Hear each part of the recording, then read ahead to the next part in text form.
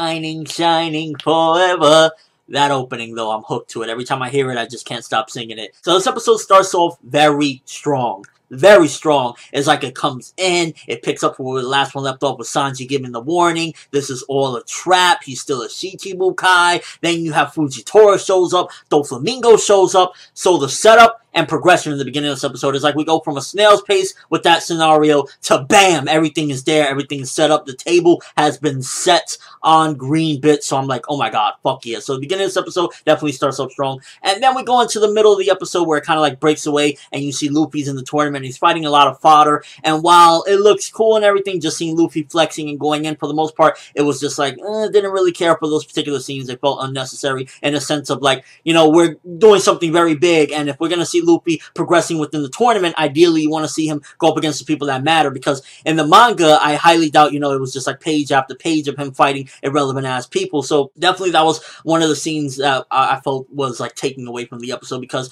it's like, you know, we got some serious shit going on right now, some serious progression, and in the ring, he's just really fighting a bunch of no-names and like swiping them out one after another, and while it's cool to look at, it really just feels like, it's just there. So that was one of the bits of the episode that I was just like, I didn't really care for, and it just felt unnecessary. But then we go and we see some more of the CP0, and I can't quite remember if that was actually in the manga or not, but regardless if it was or not, the CP0 where they basically came to the island in the beginning, the anime is making me feel the presence of the CP0 more than the manga. Like in the manga, sometimes I even forget that they, you know, are on this island or they've shown up or stuff like that. So when I actually see them in the anime, it just keeps giving me more of a presence for them, and it keeps on reminding me, oh shit, they're there, and nonetheless, they actually are working on some strategic things. They came in, they were the people that told everyone on Green Bit, don't worry, or on Dressrosa, don't worry, you know, he still is, it's just right now, we have to do this, so everybody stay calm. So it makes sense why when they arrived on the island, everyone was chill, even though people should have been going frantic. So we got a little bit of an explanation on that as well, and just overall seeing more of the CP0, giving more of a presence to them. I like that the anime is doing a little bit of a better job in that aspect than the manga, because sometimes I just forget about the CP0 in the manga. I'm like, oh shit, yeah,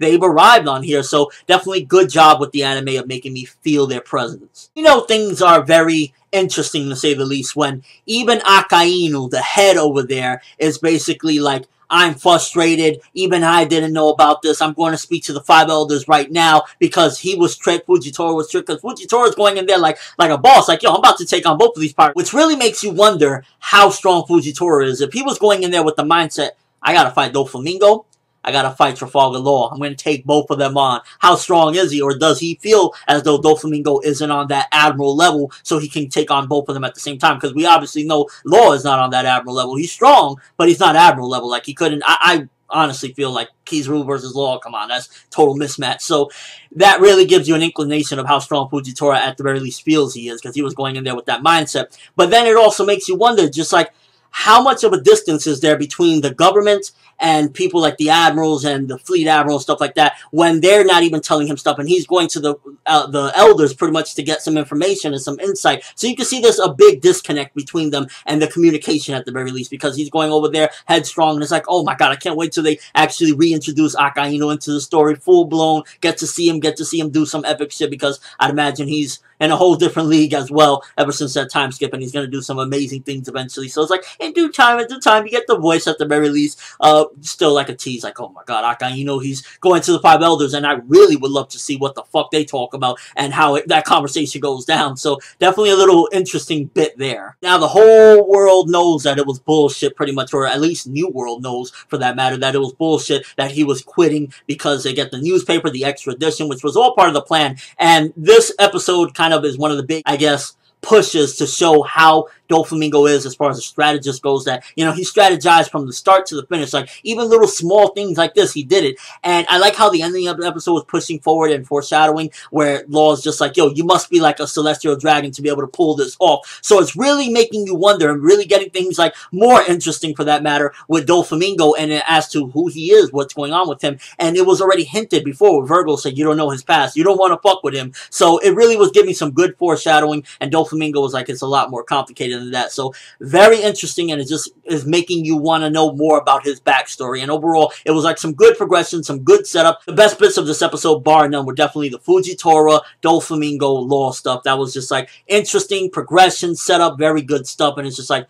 you know, when the gloves come off, it's going to be fucking hell. And the thing is, right now, it's a total mismatch. Like, at one point, I was thinking, okay, Fujitora versus, you know, Law and Doflamingo. If it went down like that, it would be crazy. But the fact that now it's Doflamingo and Fujitora versus Law, you know he has no chance. Like, he probably had no chance against Doflamingo, let alone against an Admiral. Things is looking grim for Law right now. The only bits of this episode that I would definitely say were unnecessary and kind of took away from it were Luffy versus the Fodder. It was cool fighting, but really, like I said before, it took away from the episode because it wasn't him even fighting any of the main participants of the tournament. It was just him, you know, fighting, and it didn't look all that. In all honesty, some of the art when he was getting bonked around, it felt very cartoony, and it was just like, didn't really need this in this episode. It was like, we got really serious stuff. We got CP0, we got Law, Doflamingo, Fujitora, and then Luffy fighting Fodder. So that was the bit of the episode that I would definitely say I would have took out. It messed up the flow. And also, there were those classic bits that they love to do in this episode. And normally, I like try to, you know, just say, well, that's what it is. And I review One Piece a little bit differently, the anime, because I already know. But it was pretty obvious a lot of the times when they were stretching out scenes where we're looking at the water rocking back and forth for a good 5 to 6 seconds.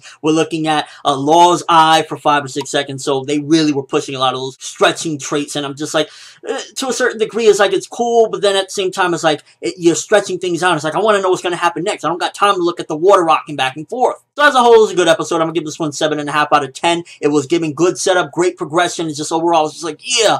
But it had those bits that just kind of took you out of the element. But still, nonetheless, it's like, I can't fucking wait to see this go down. The art and animation still looking pretty good. Although, there were a couple frames where I was like, why does Law's face look very different? It didn't look bad. It just looked a little bit different towards the beginning of this episode. I don't know. Maybe it was just me. But again, as a whole, 7.5 out of 10. Good episode. And I just can't wait to see how they're going to play it out with the anime. Because the anime is doing something in the right way. Like, again, CP0 and stuff. And just overall, the setup is like, fuck yeah, let's go. But let me know what you guys think about this episode. First of all, do you think Law is absolutely fucked at this point? You think maybe he has an ace up his sleeve to get out of this? I mean, Law, he ain't no pushover neither. Let's not get it twisted, but things is looking grim. What do you think about that? And your overall thoughts of the episode. Were you enjoying Luffy versus the Fodder? I mean, for me, it just took me out the element and, you know, it's just kind of like unnecessary. And just your overall thoughts of the episode. But that's all I have for this review. Thanks for watching. Hope you enjoyed. Thumbs up for that triangle battle going on right now.